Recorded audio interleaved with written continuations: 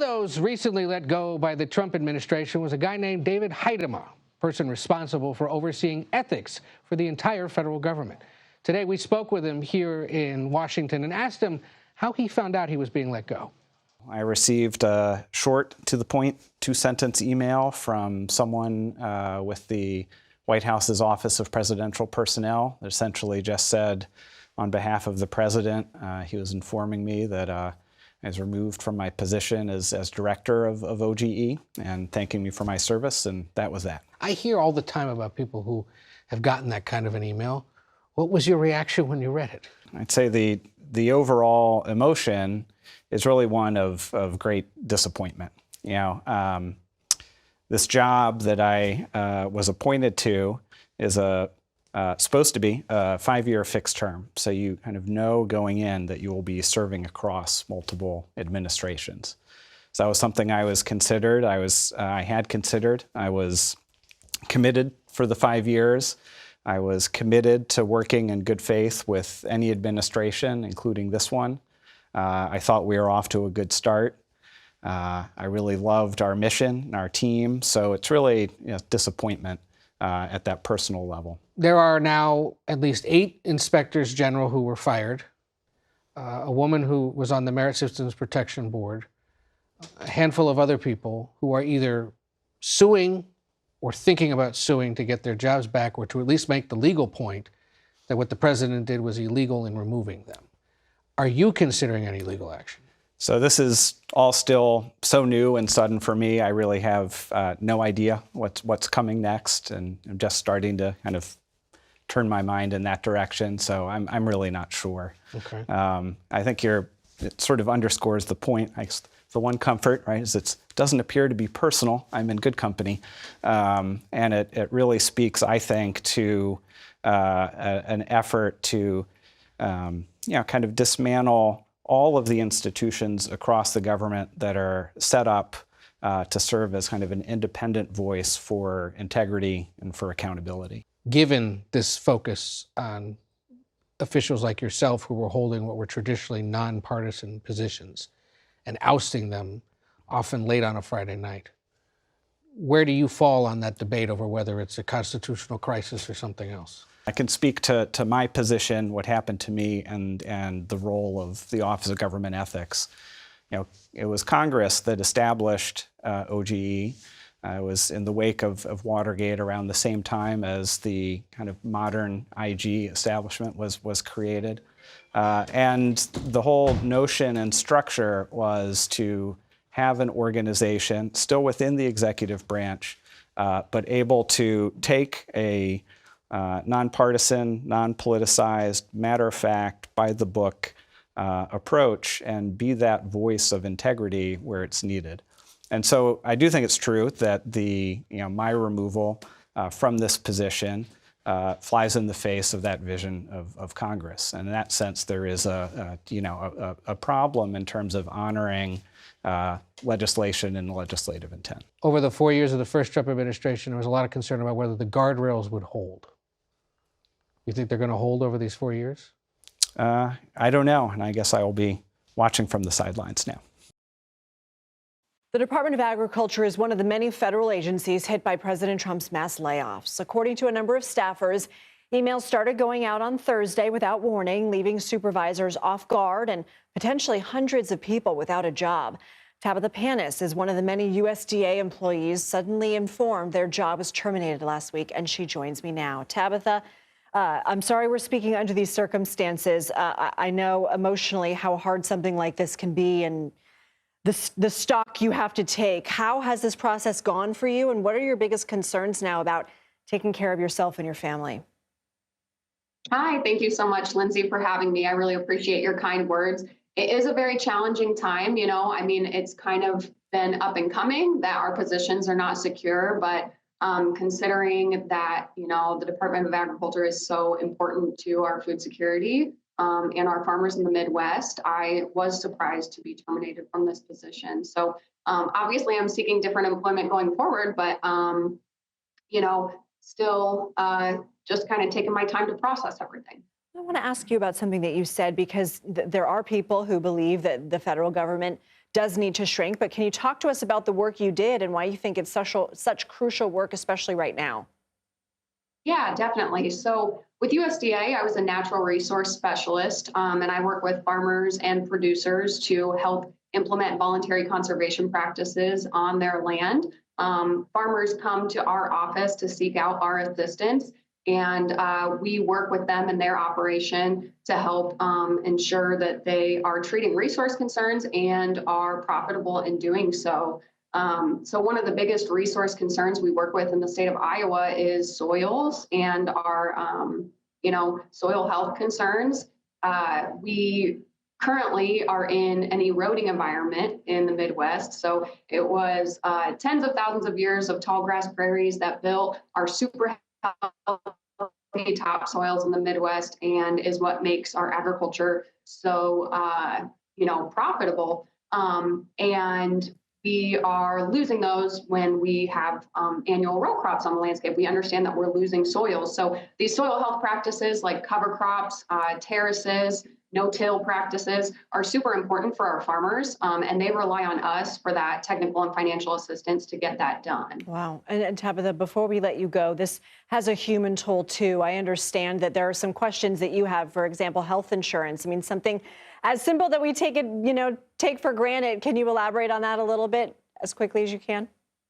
Yeah. I mean, the termination letter was very informal and didn't have a lot of information at all about my benefits moving forward. So I'm still working with waiting back for an email from my HR representative to see if they can answer any of my questions in that regard. An uncertain time. Tabitha Panis, please let us know how you're doing in a little bit. Thank you for joining us. Thank you. CBS News has learned that President Trump is pausing all immigration applications filed by migrants from Ukraine and Latin America. The Department of Homeland Security told immigration reporter Camila Montoya Galvez that further vetting is needed. And with cases already backed up, the president has fired 20 immigration judges. Jason Allen looks at the impact tonight. Can we call you? We can't call you judge. I don't think so. Not anymore. Ex-judge, I guess. You're fully expecting. I'm just full of Carrie. Carrie Doyle was expecting to become one of the country's next immigration judges, but she was fired the week before she was supposed to start hearing cases. There are millions of these cases. 3.7 which is a million. big reason why you thought maybe I won't disappear. Yes, in all exactly. This. Yeah, that was the thought. That was the hope. Inside this unmarked building in a Boston suburb, Doyle would have heard cases for asylum, permanent residence, and removal, up to 700 a year. So you just see people every day, all day, with these life and death decisions over whether they can remain in the United States or not, and then neutrally applying the law. In Boston and other cities, those cases stacked up as southern border crossings surged. And while crossings have come down, the case numbers, Doyle said, will keep adding up. There are about 4 million outstanding cases right now. Don't forget that cases come into the system not just from the border, but from the existing people that are in the United States. So as you ramp up removal, they're getting put in front of the immigration judge. So that caseload will balloon. We asked the Department of Justice why Doyle and other judges were terminated. A spokesperson declined to comment on personnel matters. And yet you expected this in some sense. I did, just because, we were sort of the last group coming in under the Biden administration. Doyle had been an outspoken critic of the immigration system when she was an immigration attorney. It landed her on a conservative-backed group's watch list of political appointees. I took an oath to uphold the Constitution and to do my job. I'm not there to be an advocate. That's what I used to do when I, was with the client in the courtroom. Now I'm the decision maker, and you need to listen to both sides, and you need to weigh the case under the law and then act fairly to make decisions. And Jason Allen joins us now. Jason, there's this backlog. So what is this going to do to the existing backlog of cases? Well, it would take a lot to remove those, right? It takes a lot to become one of these judges. You'd have to have a law degree, 7 years of experience, right, to do this. The application process is long. It takes more than a year to get some of these judges into place. And there are some studies showing that we need as many as 300 new judges just to begin cutting into the backlog That's a lot. Quite a backlog. So how does this influence the judges who are already on the job, Jason? That's interesting. I talked to the president of the union that represents these judges, and he's talked to some of them that are still in their seats right now. And he described it as some of them on pins and needles, wondering if they could be next. He also talked about a potential chilling effect because it opens the door to judges questioning their own decision making, wondering if their job could be at stake, and also a chilling effect in any others who might want to join the profession. And quickly, Jason, what are any of these cases going to go away because Trump wants to deport? No, he has expanded the criteria for expedited removal. That makes it easier to move some people out who have been here less than 2 years. But anybody who's been here more than 2 years still has constitutional protections. There are international obligations as well. They have to have a hearing so that they can make the case that they belong here. A former employee with the Federal Aviation Administration is speaking out after he was fired from the agency last weekend. Charles Spitzer Statlander is one of about 400 FAA workers who were laid off by the Trump administration. He posted to LinkedIn that he received harassing messages from the official DOJ Facebook page after he criticized Tesla and Twitter, both owned by Elon Musk. He says, quote, less than a week later, I was fired despite my position allegedly being exempted due to national security. Charles Spitzer Statlander joins us now. He's a former National Defense Program worker for the FAA. Charles, thank you for being here, especially under these circumstances. And look, I get it. You can't tell us exactly what you were working on, but can you give us a little bit of an idea so that we can understand why you believe it is a national security risk to cut your position? Sure. Thank you so much for having me on today. I do wish it was under better circumstances. I was an employee of the FAA National Defense Program, and we are a small agency within the Federal Aviation Administration whose mission is to ensure that the national airspace is protected from enemies, both domestic and foreign. That can be anything from, enemy planes like we saw on 9/11, missiles, enemy drones, anything of that sort. And we have a very, very critical and important mission in protecting national security. And I just, after the indiscriminate and unfortunate and likely unlawful terminations of so many of us, including someone like in my role that is a national security critical role, I'm deeply concerned about the safety of the national airspace and about how this is going to impact public safety. Were you told whether you were being fired for cause? It's a great question. I actually don't, I'm very confused about that, right? You would think most people, I guess, if they lose their job, they know who fired them, what they were being fired for, and all the circumstances around it. But because of kind of the haphazard way that this occurred, no one in FAA leadership actually knew that I was being fired or can even tell me as of today why I was fired. I did receive the standard email that I guess a lot of federal employees received, indicating something along the lines of my continued performance is no longer in the public interest or something like that. It was incredibly confusing for a few reasons, but primarily because the letter came to me at 12:43 in the morning on this past Saturday while I was actually working, had the wrong date on it, had a lot of spelling and grammatical errors, came from a non-government email address. And I had excellent performance evaluations. I had just received a performance-based pay raise that went into effect this pay period.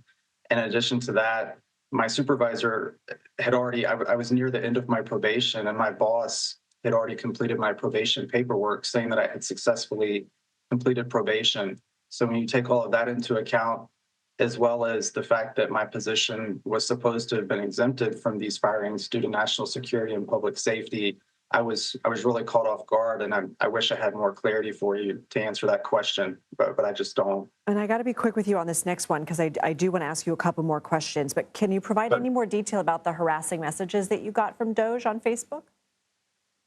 Sure. So as you, I believe you have images of, I exercised my First Amendment right in non-government time, not speaking on behalf of the agency, to criticize Elon Musk after he made what I believed to be Nazi salutes at Donald Trump's inauguration rally parade. And as a Jewish American, it was incredibly disturbing and hurtful to me. And I'm not entirely sure why, but shortly thereafter, I started receiving reactions, harassment, and what I believe to be intimidation and bullying by the Doge Facebook page on my Facebook page. And less than a week later, I was fired. Like in DMs? Responding to my posts and commenting on my posts. My last question to you is going to be a twofer. First of all, what is your next move in terms of finding new employment, trying to get your old job back? And I know that you're speaking out because you feel like this is bigger than you. What do you hope people take away from your story?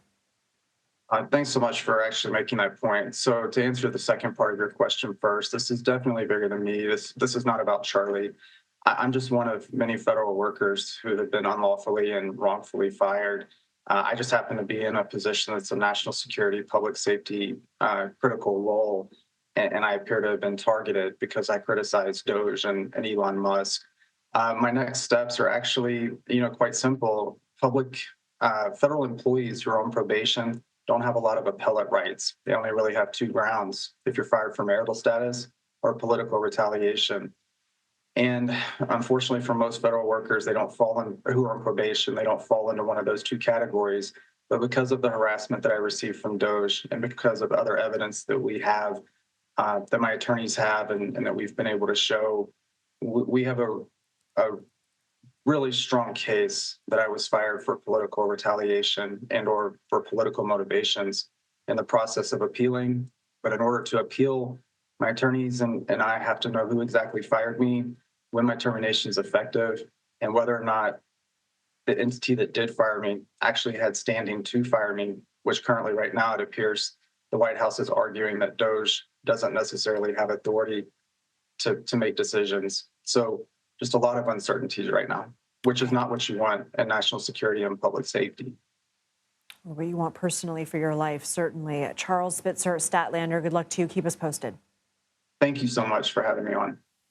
President Trump today began the second month of his second term as head of the U.S. government, a government he is determined to shrink. And he got some help today from a federal judge in Washington. The judge, an Obama appointee, refused to stop the president's mass firings of federal employees. The judge said unions representing those workers must take their claims of wrongful firings to the Federal Labor Relations Authority.